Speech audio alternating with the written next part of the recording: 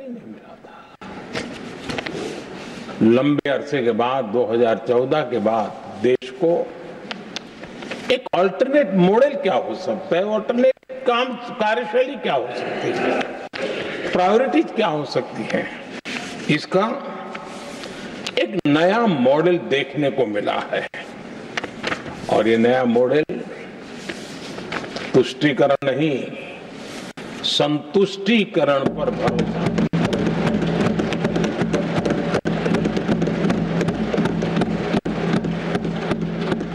पहले के मॉडल में, खास करके कांग्रेस के कालखंड में,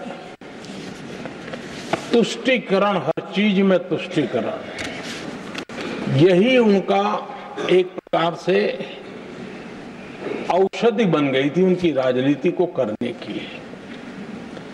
और उन्होंने स्वार्थ नीति, राजनीति, देश नीति, सबका एक घोटाला करके रखा हुआ था। तरीका ये होता था कि छोटे तबके को कुछ दे देना और बाकियों को तरसा कर रखना, और जब चुनाव आए तब कहना देखो उनका मिला है, शायद आपको भी मिल जाएगा। और इस प्रकार से झुनझुना बांटते रहना, लोगों के आंखों पर पट्टी बांध करके अपनी राजनीतिक सियासत को चलाए रखना, ताकि चुनाव के समय वोट की खेती हो सके। यही कार्य चलता रहा। आदरणीय सभापति जी, हमारी कोशिश रही है कि भारत के पास जो भी संसाधन है, उन संसाधनों का ऑप्टिमम यूटिलाइजेशन किया जाए। भारत के पास जो समय है, उस समय का भी बर्बादी से बचा करके पल पल का उपयोग देश की प्रगति के लिए, जन सामान्य के कल्याण के लिए, उसी पर वो खर्च हो। और इसलिए हमने एक अप्रोच अपनाया, सैचुरेशन का अप्रोच।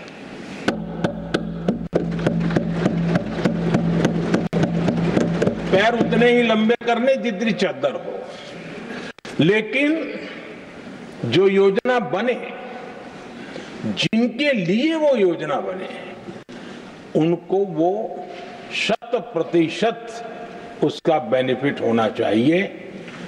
किसी को दिया, किसी को नहीं दिया, किसी को लटका करके रसक रखा और उसको हमेशा प्रताड़ित करते रखना और उसको निराशा की गर्त में धकेल देना, उन सिचुएशन से हमने बाहर आकर के सैचुरेशन अप्रोच की ओर हमारे काम को आगे बढ़ाया है।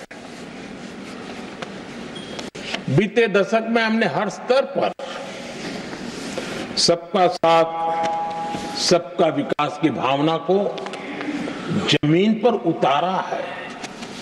और वो आज देश में जिस प्रकार से बदलाव नजर आ रहा है, फल के रूप में हम अनुभव करने लगे हैं।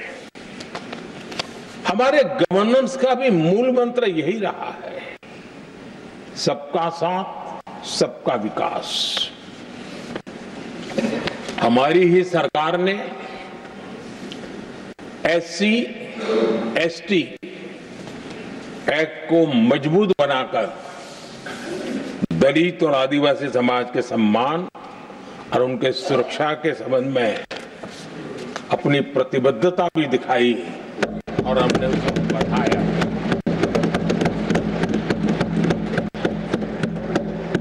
आदरणीय सभापति जी,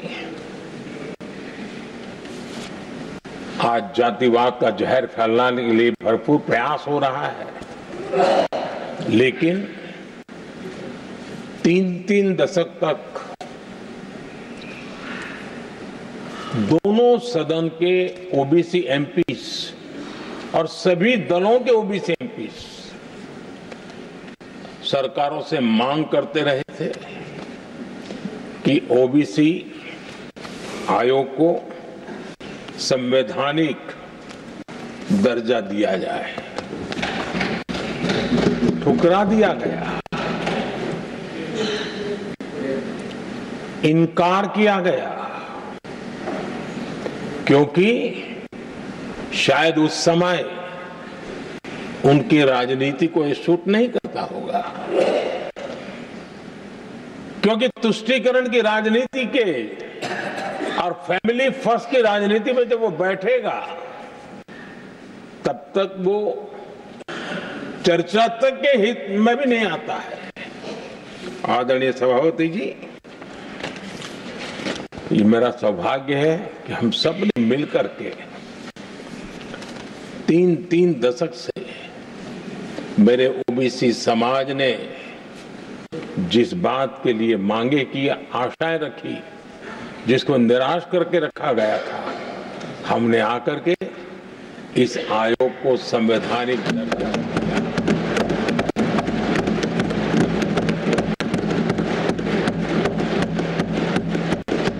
और हमने सिर्फ उनकी मांग पूरी की इतना नहीं, हमारे लिए उनका मान सम्मान भी उतना ही महत्वपूर्ण है, क्योंकि देश के 140 करोड़ देशवासियों को हम जनता जनार्दन के रूप में पूजने वाले लोग हैं।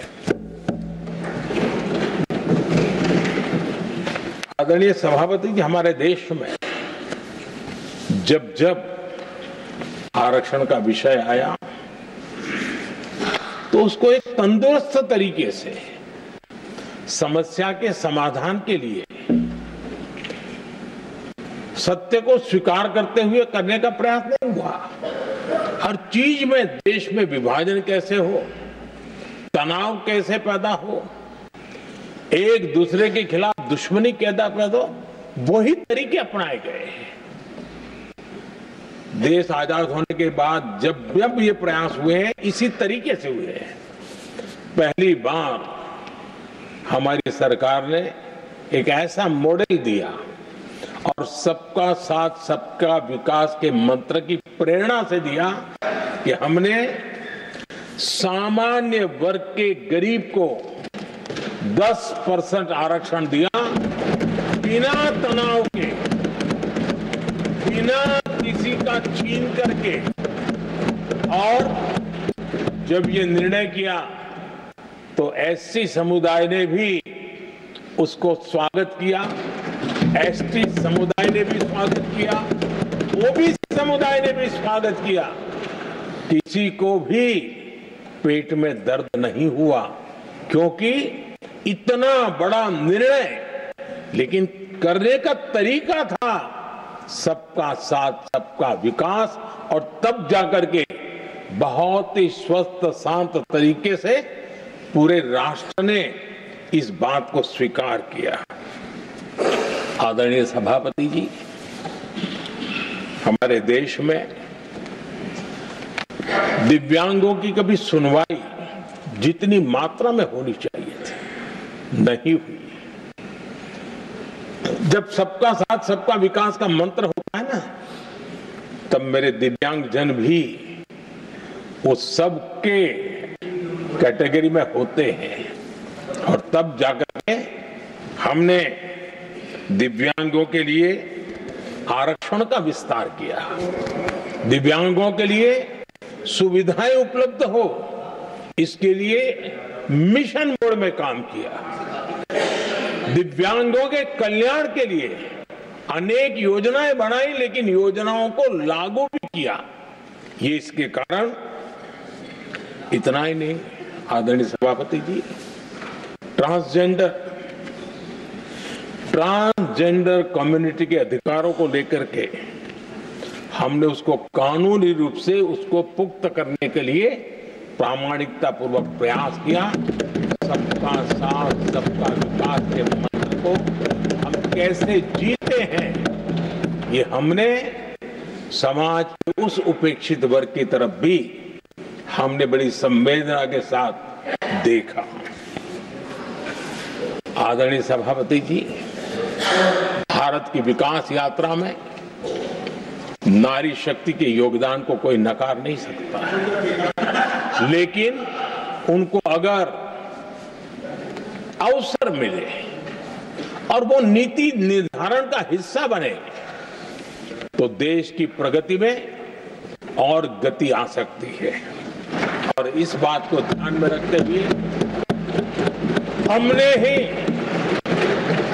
और इस सदन का पहला निर्णय हुआ, हम देशवासी गर्व कर सकते हैं, सदन इस बात के लिए याद रखा जाएगा, ये नया सदन सिर्फ उसके रूप रंग के लिए नहीं, ये नया सदन का पहला निर्णय था नारी शक्ति बंधन।